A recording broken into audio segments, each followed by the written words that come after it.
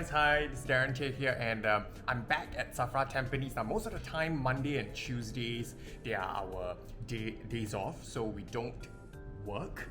My admin staff, phone lines, the email lines, they're basically closed. So we don't do work. But why am I still back here on a Tuesday? It's not that I don't like my rest, but it's because sometimes, especially during the peak period, like now, it's from March, April, May, June, July, these few months, right, we do get quite a number of requests for one-to-one training. So these sort of requests comes because whenever we have students, they're preparing for an interview, they're going for an oral examination, they are preparing for a particular speech contest, they do need some guidance as well. So that's the reason why we have sort of like a lot of one-to-one scheduled, but we can't really quite squeeze them all in during our operating hours from Wednesday all the way to Sunday. So we really have to then, pay very careful attention as to when we can slot them in, how we can slot them in. So sometimes I have to sacrifice a day or two of my days off and then to conduct one-to-one training. But I'm happy doing so because I try not to have too many one-to-one training assignments on my days off. So I just have like perhaps one, at most two, and then I'll go for a good break. So today is a good day. I have a one-to-one training, and then after that I'll hit the gym. Since I'm here at Safra Tampines already, it's always good to clock in some good workout. I recently watched a video online which talks about how muscles, they're basically the fundamentals, they're really that important when it comes to protecting yourself, especially when you age, so you tend not to fall, and even if you were to fall, it's much better supported. You tend not to suffer from some of the complications as well. So I'll probably clock in the gym workout, and then I'm going to have something nice to eat, and then get ready for my dance training, which is a KpopX Fitness tonight. 2 hours later. Hi guys, so I'm done with my one-to-one training right now, and the entire day is mine. I'm going to go for a quick break, and this is what we usually do like in between perhaps training sessions and stuff. So I'm going to go for a quick break, and I'm going to go hit the gym and have a nice meal here at Safra Tampines Springleaf, which is a prata place. It sells delicious Indian Muslim food, so I'm going to show you what I usually order when I go over to Springleaf Prata Place. But yeah, now I'm going to hit the gym first and I'm going to eat something. The view here is actually very nice. The only thing is that it's really warm in here. Super duper hot. And now it's like what, March? 20 plus of March, and it's already super duper warm. Yeah, nice thing to do. Take a dip in the pool. The pool is just there. Yeah, otherwise the weather is just really hot. Over here at Safra Tampines, we used to be able to cut across at the bottom. We call that the pool deck. This is the sun deck. Yeah, because after one of the tenants took over that spot, we used it to have more tables. Yeah, the weather. Scorching heat, and I'll be going to Bangkok, Thailand in April during the Songkran period. That's going to be really hot as well. Show you around.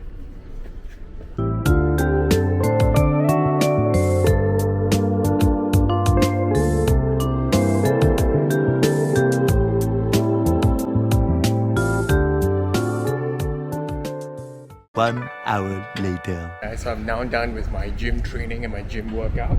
So I'm now heading over to grab a quick bite before my dance class. I'm going to a place which I frequent very often. It's over here at Safra Tampines, and it's called Springleaf. It sells really delicious food. There's prata, there's chicken biryani, and also I'm going to show you around. So you take a look.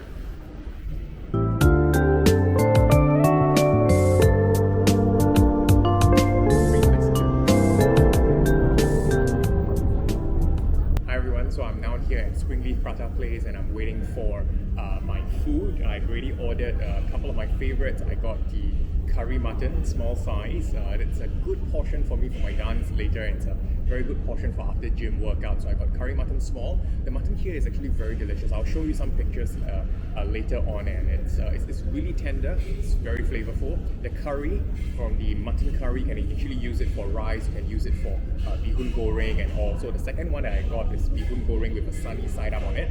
I like to go for the one without chili and less oil because I'm going for a healthier diet.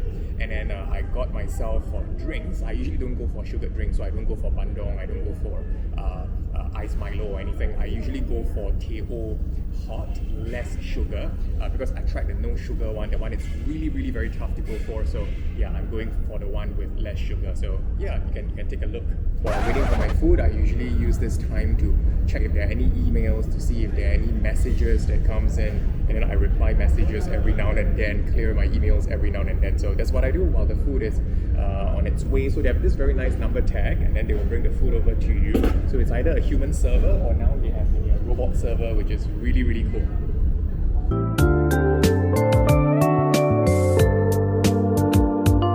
Right, everyone, so the food is here already. Let me show you the food. Wow, so this is Teh less sugar, without milk. The Teh here is actually really delicious. It's very fragrant. It's really not like the one that you make yourself at home. It's extremely fragrant. So I'm not quite sure how many tea bags they actually put in to make one particular cup, but it's really nice. And this is their bihun goreng sunny side up. The bihun goreng sunny side up, this is putih. I think that's how you pronounced it. Sorry if I mispronounced it. But it basically means it's white. That means there's no chili added. Otherwise, you will see this reddish hue. Can be dark red if it's really spicy.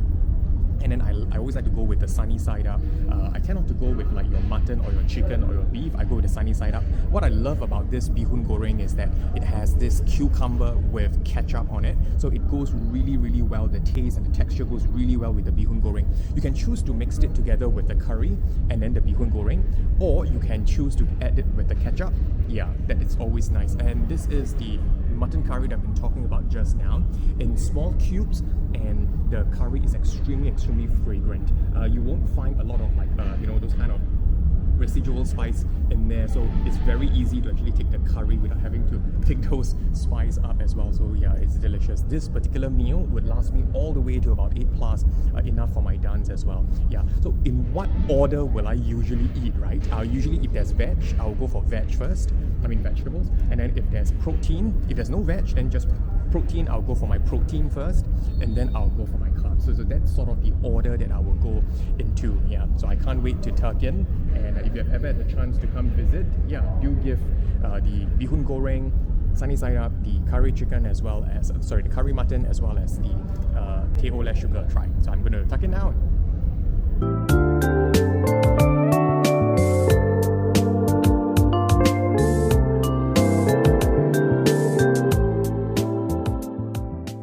Guys, so I just had something to eat and I'm now on my way to Hougang Sports Center to conduct my KpopX Fitness class. So for the KpopX Fitness class is actually a beautiful time period, beautiful moment for me to exercise and to work out. So I take the bus. It's somewhere in Hougang, so it's about 2 to 3 stops, and I should be able to reach already. And it's well, I mean, sometimes you see me take different modes of transportation. It could be, if it's overseas, of course, taking a plane overseas to do training. If it's in Singapore, usually I'll take a Grab because time is of the essence. I want to make sure that I can actually reach the training venue, not just on time, but in time, in advance, by at least a good 30 minutes. Yeah, but when it's time for me to like relax, and Tuesday is my day off, I usually then take the bus. And in Singapore, the bus arrival timings you can actually track based on an app, and it's really very reliable here in Singapore. So yeah, I do take the bus. This is the bus stop and how it looks like.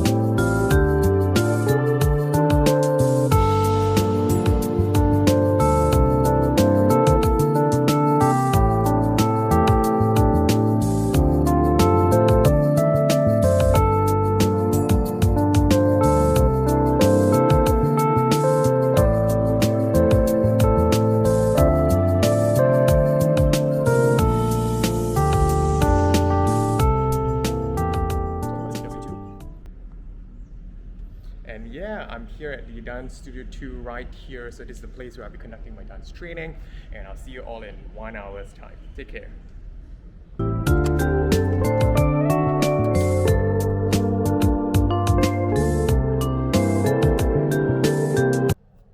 Hi guys, so now I'm here already at my dance studio. I've turned on the lights, I've switched on the air conditioners. So it's about 30 more minutes to the start of my class at 7:15. So usually when I'm here early, if they have new songs, I usually play it first because it has an amazing sound system. So I'll practice first, just like a warm-up before my participants come in, and we start at 7:15. So I'm going to just warm up a little bit, try out some of the moves. I'm going to be making mistakes, but it's okay because this is more of the practice run with me in the studio only. So I'm going for quick practice.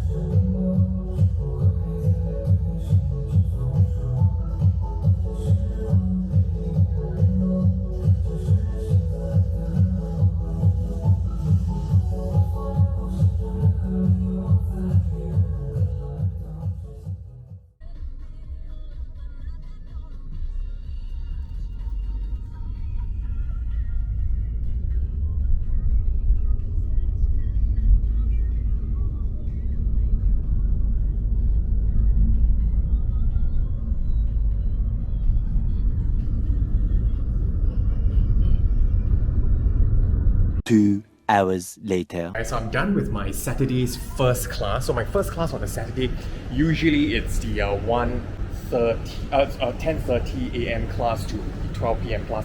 That is the class for the age 7 to 8, which I find it really fun to actually train in because they're like a sponge. They basically absorb the techniques and the strategies that you share very well indeed. And of course, the only thing is that you have to manage the discipline, whether or not they can focus in class. So that's the only thing that we have to cover that. But the other thing that I always have to time carefully is that from the 12 p.m. to the time when I have my next class is at 1:30 p.m. So in this 1.5 hours, of course, I'll clear some admin stuff and then I'll quickly go and grab lunch. Yeah, so now I'm heading over to one of my favorite places to have lunch here at Safra Tampines. I usually go to Springleaf Prata Place, or I go to KK, which is this seafood place. They sell quite nice fish soup, and I'm going on a healthy diet, so yeah, that's what I'm going to be doing.